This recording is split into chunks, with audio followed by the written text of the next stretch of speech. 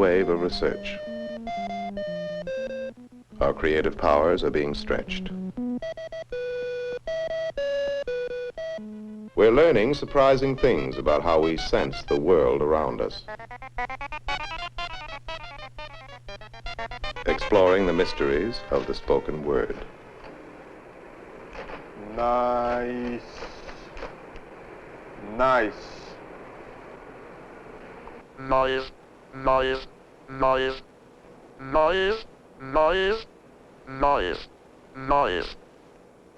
It appears to us that the resistors should track very well with one another.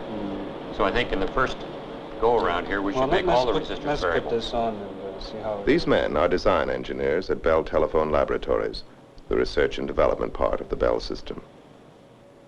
They're about to engage a new breed of computer called Graphic One in a dialogue that will test the ingenuity of both men and machine. It's a new way of working out abstract problems in the age-old medium of drawings and designs, which explains why the technique is called computer graphics. Our researchers have an idea for a telephone filter circuit they want to try out, but they need a ready answer for the problem. If they do this, what will happen? They could spend many hours in the workshop building and testing the real thing. Instead, they'll draw their circuit directly on Graphic One's cathode ray tube. The operator talks to the computer with an electronic light pen, which does a precise and easy job of assembling the symbolic parts of the design. Diodes, resistors, transformers, and all are automatically positioned by the pen, connecting them as it goes along. I think the drawing will be much more readable if we place a three-terminal device down in the lower right-hand corner. You want to move this down over here? Yes. If they by far. change their plan, that's no problem either.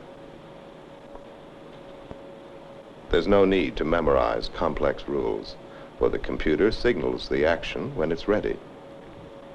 If the researchers have done a good job of programming what they want the design to do, the computer is quick to point out any breakdown in their logic. All done, Tim? I think so.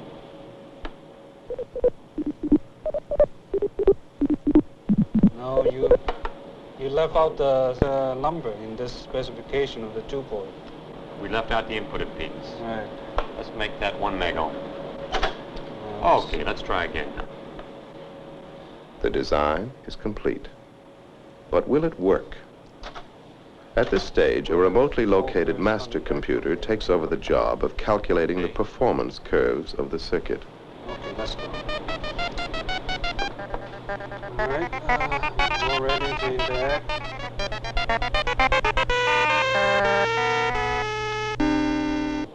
I think it looks good.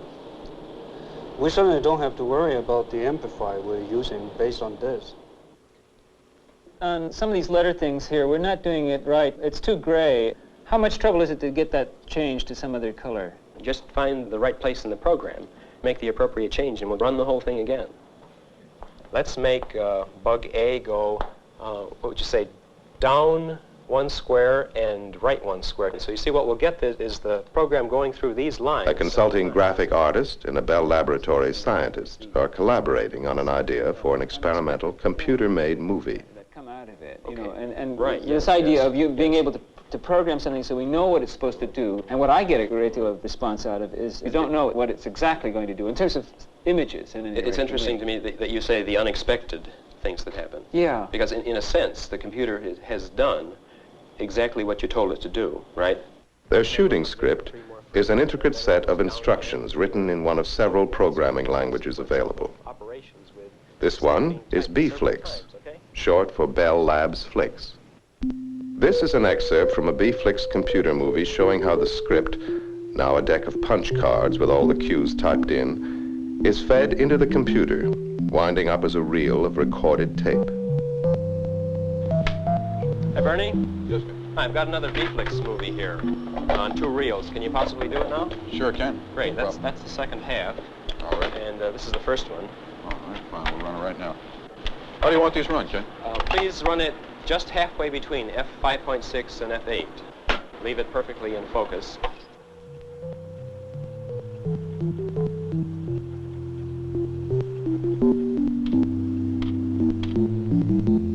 Under computer control now, the taped information is converted into rapidly moving pictures made up of a fine mosaic of points of varying light intensity. A synchronized movie camera automatically photographs the fast-moving images as they are plotted and drawn on the face of a cathode ray tube.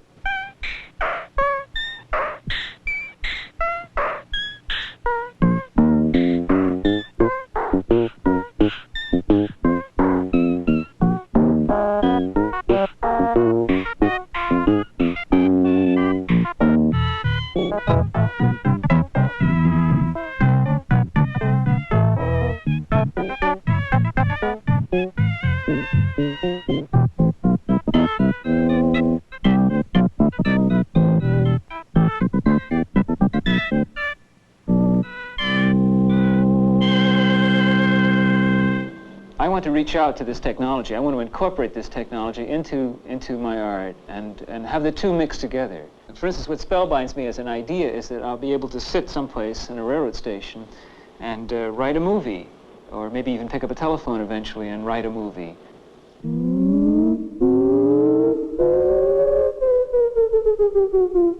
Besides creating unique visual effects, computer movies can be used to show phenomena we can't directly see. This film describes the motion of a communication satellite. By studying it, scientists can obtain new insight into the satellite's stabilizing system. Only a man orbiting alongside could observe it the same way.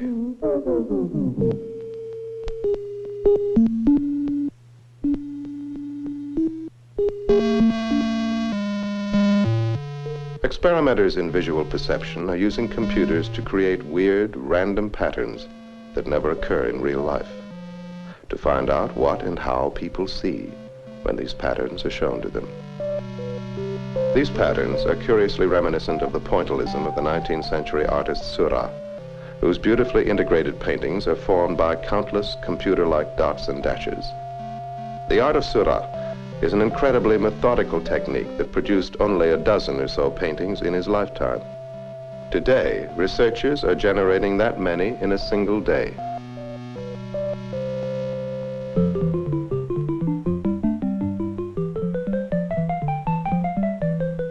The shape and texture of perceived objects are studies that look deep into the future of communications.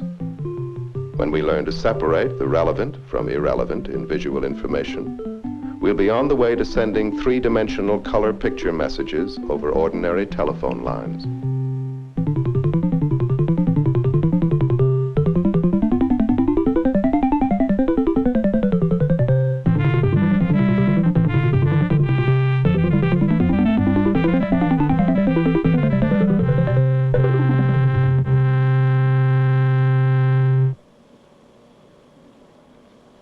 And then we found that when you get back far enough, not only do the small pictures disappear because you're not close enough to see them individually, and the big picture comes across, but if you get even further back, then the picture takes on a continuous tone quality, as though it were a photograph, rather than being a very crude, computer-generated, spatially quantized thing. One of the interesting things to me was that you can draw quite a distinguishable picture on just an 11 by 11 array of black spots and white spots.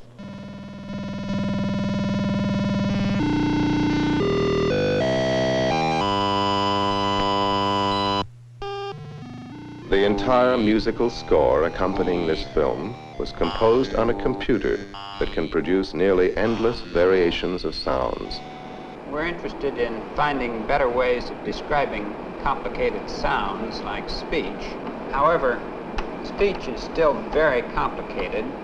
Music is simpler, and some of the methods which we're using here to describe music in terms of a graphical function can also be used for speech, and we can find out a great deal by studying these simpler sounds.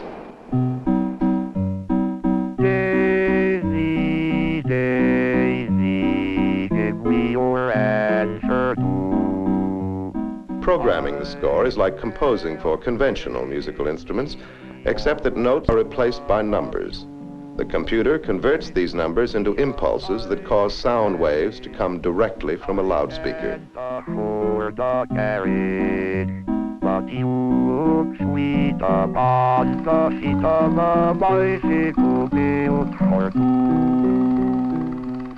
What actually happens when we hear sounds?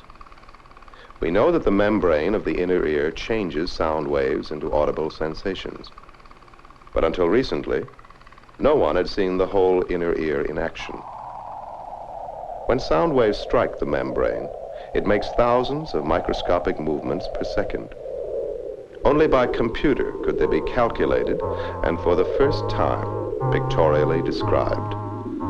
It takes several minutes of this motion to draw the simple sound of yes. Since the model of the inner ear is being expressed mathematically, it can be pictured in different ways. In this 3D version, the membrane is given a spiral shape, recoiling as it receives shocks from simulated sound waves. Now, aside from some of the standard problems with showing three-dimensional movies, when we showed these movies up in Boston, I think some of the people up there were quite interested and excited in what they saw. Yes, I suppose that as an educational tool, it's very good. It allows people to see things which only mathematicians could see before. And in fact, the people who seemed most interested were the medical doctors and people like audiologists. Human speech, seemingly so simple, is a very complicated process no one fully understands. To be or not to be, that is the question. Whether 'tis nobler in the mind to suffer the slings and arrows of outrageous fortune, or to take arms against a sea of troubles, and by opposing end them, to die, to sleep. Those words were spoken by a digital computer, programmed to simulate a speaking machine. Much of what we know about voice and speech is stored in the computer's memory. From there, we can experiment with more advanced ideas in areas that are still unknown. Take stress. How do we always seem to know just which parts of spoken words to emphasize? Ruth, let's try to synthesize that sentence. Okay, do you want monotone pitch? Let's hear it on monotone first. Okay. Scientists can only begin to explain how we speak. We stress words without thinking, giving them fine shadings of pitch and intensity.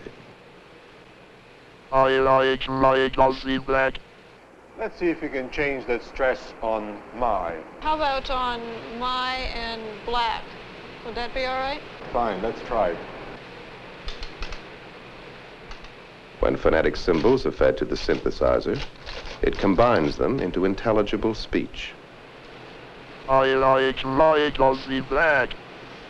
I like my glossy black. Well, there's more inflection on it, but let's see if we can improve this. Why don't we look at the pitch curve now?